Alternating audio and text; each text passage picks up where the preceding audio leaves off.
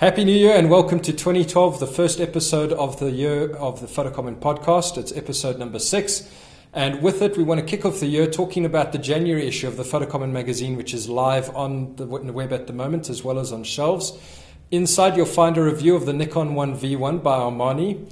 You'll find a feature of the final year students from Vega of 2011. And we also take a look at a portfolio of Jaco van Wyk, who was the winner of the Creative Covers theme, which we ran in conjunction with the Outdoor Photographer of the Year competition of 2011. So what you can do is head over there and you'll find on the cover his winning image for that theme. He also dives a bit into how he took that final image using a single speed light, interestingly enough. Well, what we want to take a look at today is, as we're filming this, the close almost of the week of CES 2012. And at it, there's been a number of key announcements that have been made. It teamed up with PMA for this show. So you had the Photo Marketing Association as well as the Consumer Electronics Show happening in the same venue. And what we've got are 3 major announcements which everybody is talking about and a few other smaller things here and there. First one we want to talk about is the Nikon D4, which was announced. Now, it's been a long-awaited replacement for the D3S. Not as long awaited as the replacement for the D700, which we're still waiting for. But the D4 does excite things a little bit, taking the resolution up from 12 to 16 megapixels. The frame rate is 11 frames per second, making it the fastest Nikon DSLR on the market to date. And they've also improved the autofocus quite substantially. You've got some of the cross sensors now which will work at apertures of f8, which is not something that we've had previously. So you can take your 600 f4, pop on a 2x converter and still be able to get the same kind of focusing speed you're used to when using faster lenses. They've also done a lot of work on the video side and improving the video formats to make it a little bit more on par with what Canon has been offering. Even though the D7000 improved things, lots of people have felt that Nikon's video has been a bit of a soft spot in the range, and so the D4 aims to improve that, particularly for professional videographers. The other camera which got people talking quite a bit is the Fuji X Pro 1. Now, to say that it is simply a changeable lens version of the X100 might be a little bit too simplistic. Fuji have done a lot of work in terms of the sensor on there. This is a new X-Trans CMOS sensor. It's a 16 megapixel sensor and it has its own unique lens mount. It'll be launching with 3 new lenses. And what they have done is they've also going to be bringing out a Leica M adapter as well. So you'll be able to use Leica M lenses on it. A lot of people are talking about it. It was leaked for a few days before Fuji actually confirmed that it was coming, and pricing is still a little bit uncertain at this time. The price that we're hearing is around $1,700 for the body only. The 3 lenses that are coming out, just to recap on those, is a 18mm f2, a 35mm 1.4, and a 60mm 2.4.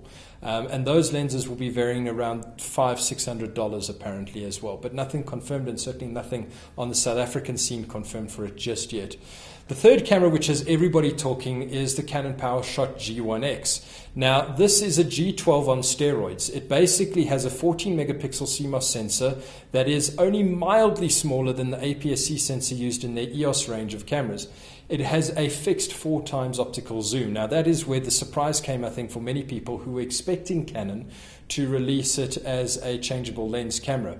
I think if you have to look at the professionals who've been big advocates for the G12 in the past and been asking for a bigger sensor version, they're quite happy with having the fixed lens simply because a changeable lens camera means carrying a whole other set of lenses, which you don't want to do when you're looking for a camera just to accompany as a backup or as a compact traveler in addition to your normal SLR system. So it's going to be very interesting to see how well that sells. Canon South Africa are saying that should hopefully be hitting our shores by the end of February. So we're looking forward to being able to get our hands on that. Some other little bits of interesting news that we had. Samsung announced several new Wi-Fi enabled cameras like the SH100, which we previously tested on the PhotoComment site. And it's interesting to see how Samsung are developing an ecosystem which is going to put them perhaps a bit further in front of the competition when it comes to digital imaging, simply because the systems are so much easier to use. You take a picture on your Wi-Fi enabled camera, turn it on, transfer it to your TV, transfer it to your tablet, your PC, sync it to a cloud. The whole ecosystem is very easy to use, and that's really where they're going to get an upper foot in the market. And so it's going to be interesting to watch and see how this progresses and what competitors are going to do, because they don't have that same kind of ecosystem that Samsung have of a range of products that you can sync to. Something else that came out which was very interesting from CES was Sigma's announcement of a new range of lenses called Digital Neo. And these lenses are specifically designed for mirrorless cameras. Initially, they're only going to launch in the Sony E mount and the 4/3 mount used, or micro 4/3 mount used by Olympus and Panasonic. There are other E-mounts out there, or mirrorless mounts out there, that people might want to consider in the future, the Fuji being one of those, and Samsung's NX mount as well. And what's interesting is they're kicking off with two lenses simply to start off with, a 19mm 2.8 and a 35 or 30mm 2.8. They're not changing different lenses for the different sensors. So obviously on a 4/3 you're going to double that. On a Sony NEX you're only going to multiply it by 1.5 times. So it's not like they're trying to target specific uses with that lens. We'll see if it's going to be a huge success or if it's just simply a way to test the waters. Well, there's one last thing that got me quite excited, and it made me feel a little bit like Nostradamus with my year predictions, and that was the Polaroid SC1630.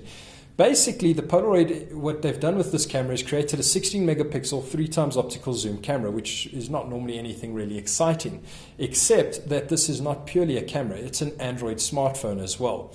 And so we're starting to now see the combination of smart cameras coming out, which is something I was hoping we'd start seeing in 2012, and hopefully more manufacturers will adopt it. Now you can have a decent camera and the cool apps that you get on your smartphone working together side by side. The last thing I wanted to chat about today was the Epson R2000. This is not a new product. It's a product that we've had for a couple of weeks on our desk in the office, and which I've had some time to spend with and play with.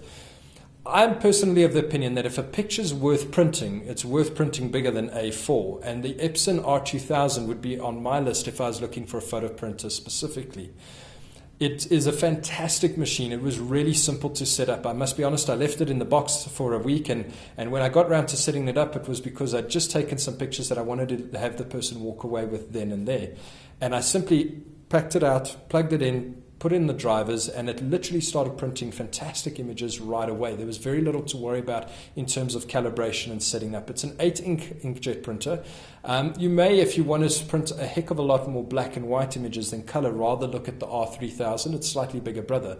But an A3 printer, simple to use and easy to set up, really worthwhile checking out. It has Wi-Fi functionality. It can be connected to a network as well. And remember, Epson have their Wi-Fi app that you can get for iOS and Android that you can print your cell phone pictures straight to these kind of printers. So really worthwhile checking it out. We'll have a full review posted up on the site soon. With that, we're going to wrap up today's show. I want you to go over to photocomment.net and check out all of the posts that we've got around CES. There's going to be some opinion pieces on some of the cameras that were launched there until we can get our hands on the actual review units as well. Until next time, keep shooting. Cheers.